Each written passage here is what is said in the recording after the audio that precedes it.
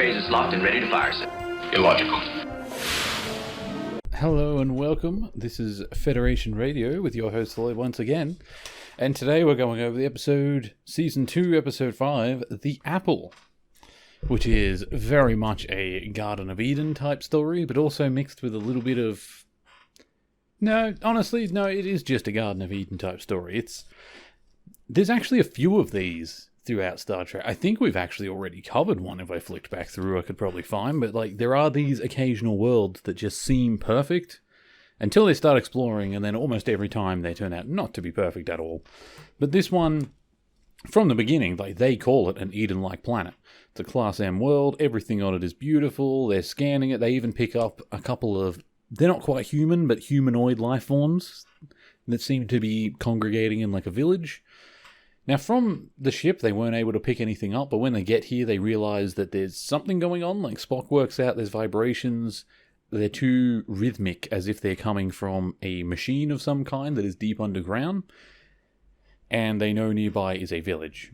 And in that village, there's where the humanoids live, which at this point they're trying to avoid because they don't want to mix with the culture too much. But, like, during their exploration, one of their crew gets stung by a flower. Well, shot by a flower who shoots him with, like, a needle or something that's poison.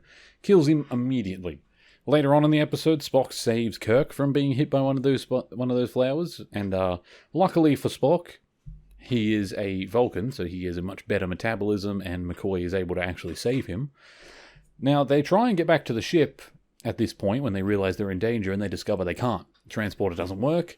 And at the start of the episode, Scotty sort of pointed out that there's something to the ship they should be aware of, and that's that the antimatter reserves are being drained slowly. He's not sure why, but it's happening. He said there's nothing to be concerned about yet. He's investigating, but don't worry about it.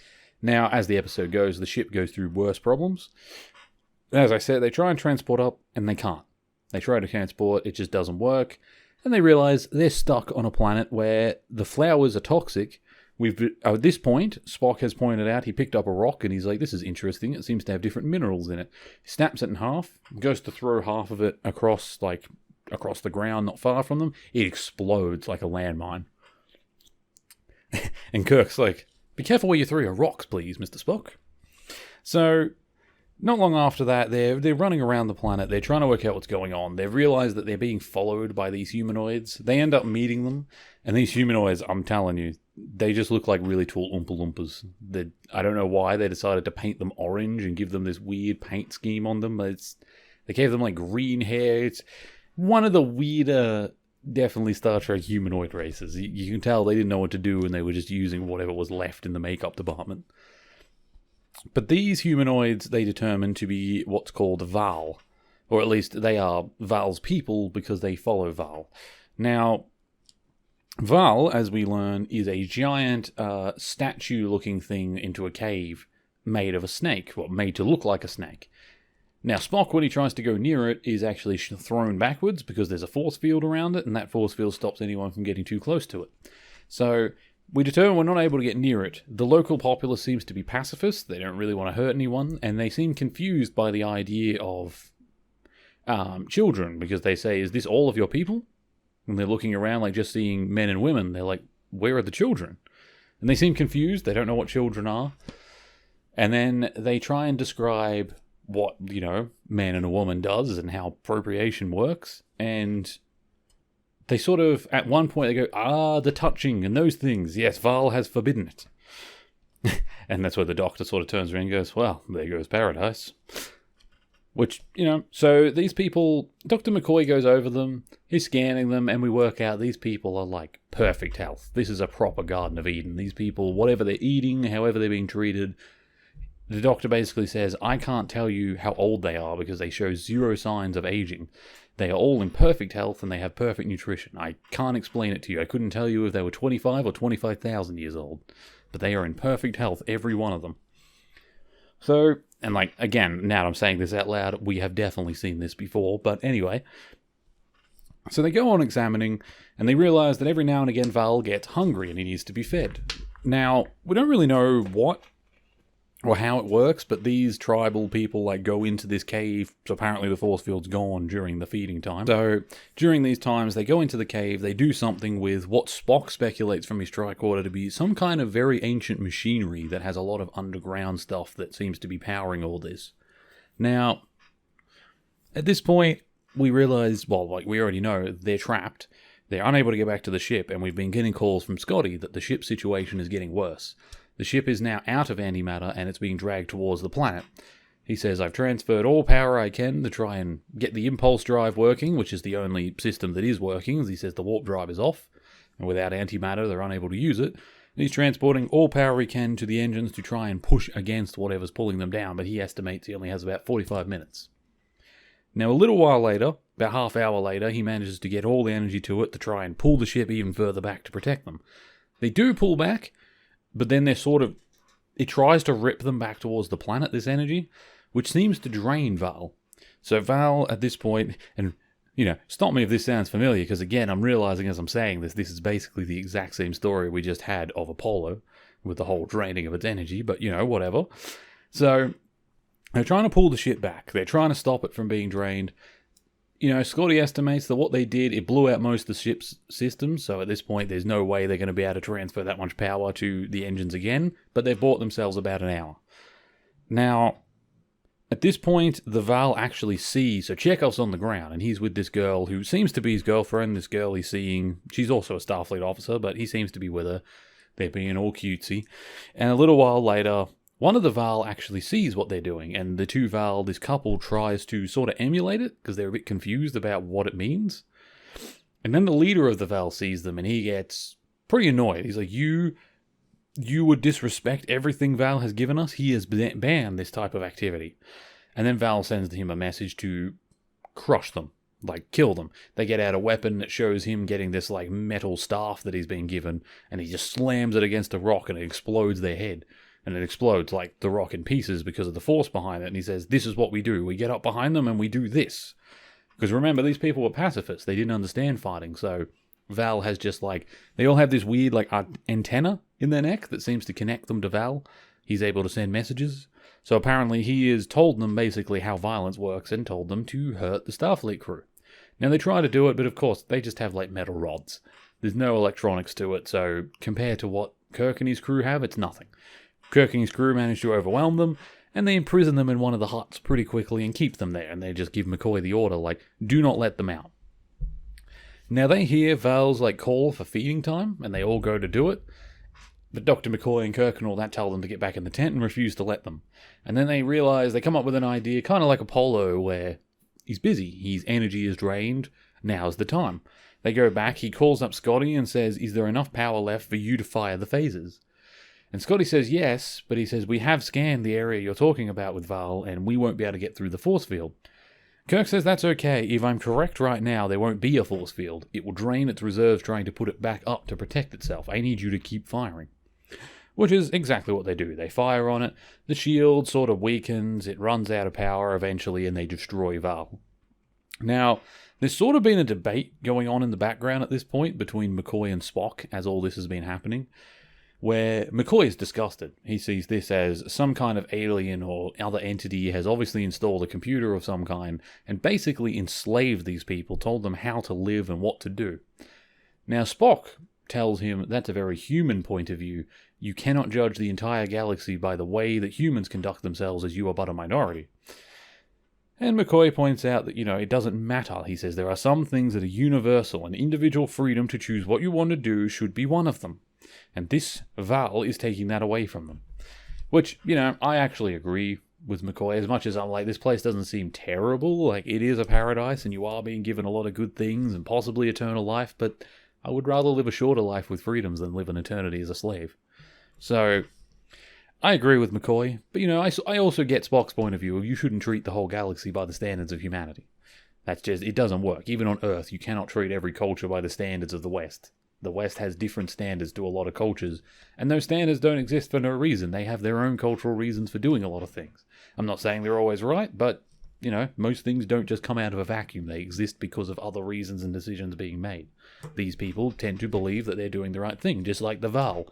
The Val have never questioned Val because why would they? They've lived forever, they seem to be happy, they're taken care of. But as McCoy says, they're stagnant. They're not having children. They seem to live forever, but all they do is sit around in their mud huts. They don't grow anything, they don't learn anything, they are treated like machines that can just be put offline and on standby whenever the Val feels like it.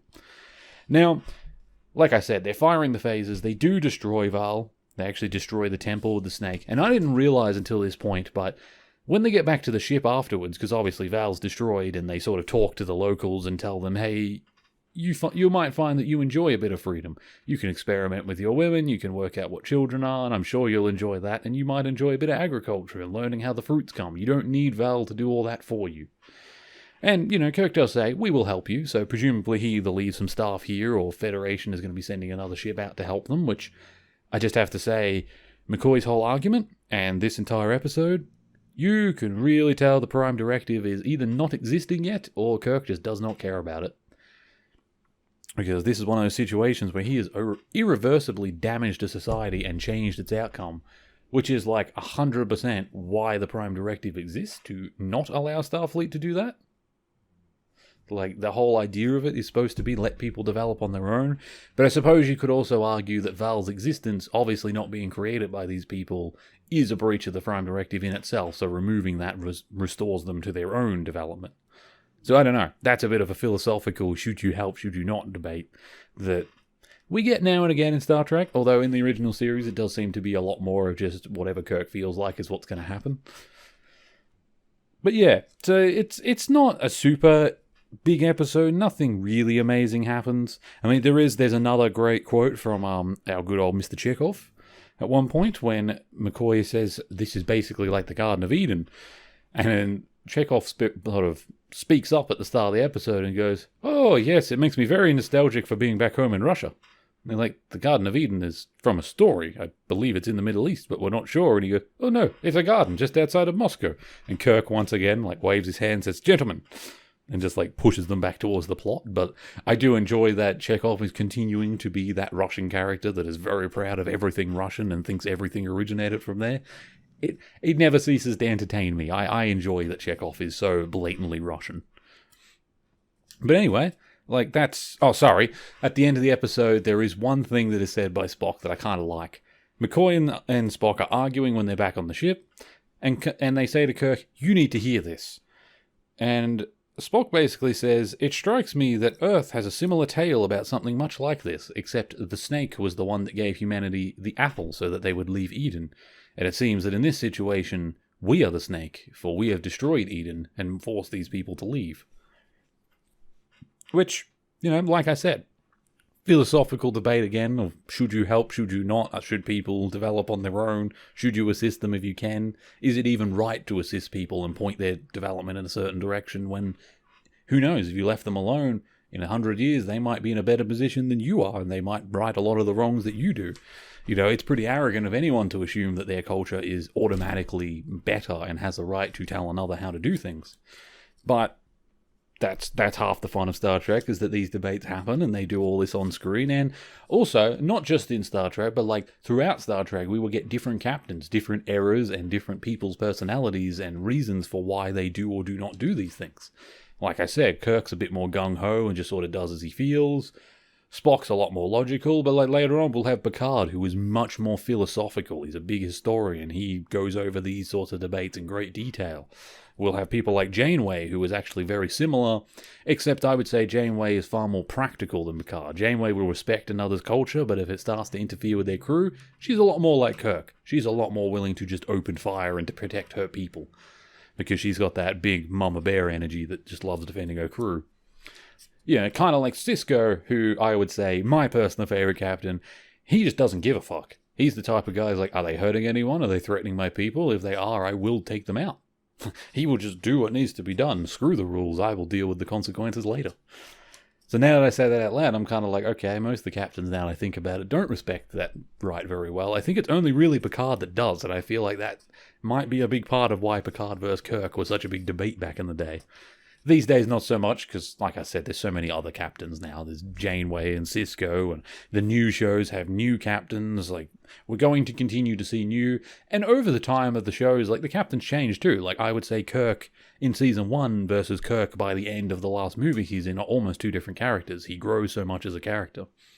And the same goes, like, that new show Picard now.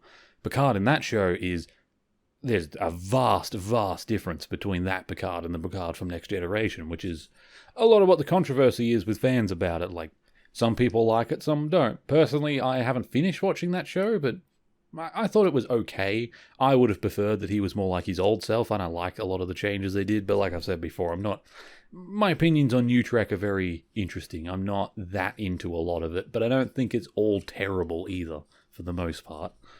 But we'll get to that when we get to that. We're still in the 60s era right now. We're still, like, up to episode 6 in season 2, which will be the next episode, called The Doomsday Machine.